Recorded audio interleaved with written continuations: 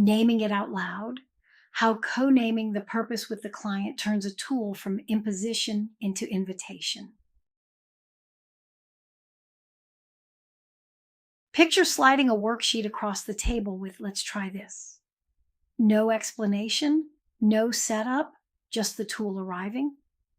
Now picture saying instead, "I'm hearing you want more clarity here. Want to try something that helps with exactly that?" Same tool, same moment, but one arrives as the coach's decision imposed on the room. The other arrives as an invitation the client can accept or redirect. Those two experiences feel different to the person receiving them, and the difference matters for what happens next. You'll recognize this as establishes and maintains agreements in miniature. ICF core competency. 3. What you're doing when you name the purpose aloud with the client is creating a micro-agreement. We're working toward this kind of shift, and this tool is designed for exactly that. The client hears the connection between what they said they need and what you're offering. That agreement does two things. It confirms you read the moment correctly, and it gives the client an opening to tell you if you didn't before you're 20 minutes into a tool heading the wrong direction. Here's the piece coaches sometimes find uncomfortable. Leave room to say no. If you invite a tool and the client declines, "I don't think that's what I need right now," that's not a problem. That's data. A client who can say no to a tool is engaged enough to know what they need and trusting enough to say it. Refusal is not resistance. It's signal. Use it exactly the way you'd use any other data from the session.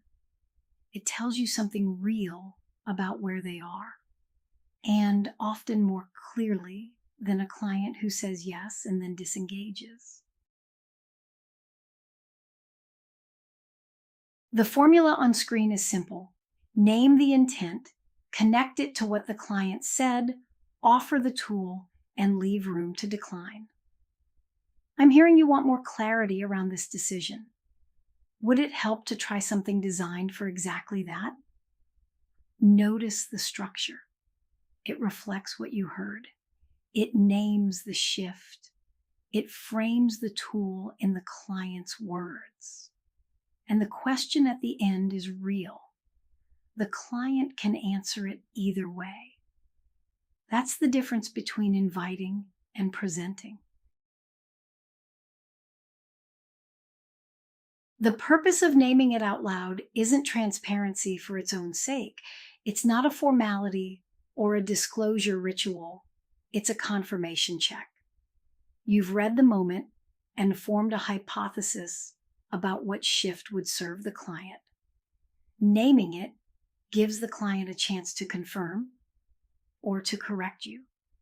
Sometimes you name the intent and the client says, "Actually, I think I need something more like action right now."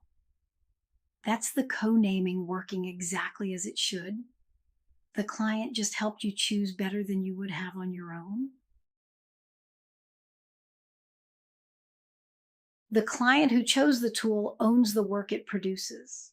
That practical reality is worth keeping close. Client-owned outputs carry more weight in the work than coach-assigned ones. Once you and the client have named the purpose together, confirmed or refined it, you still have to choose among tools that could serve it. Several tools might fit the same intent. You need a way to select among them. That's the matching step, and it runs on 4 dimensions. We'll look at all 4 next.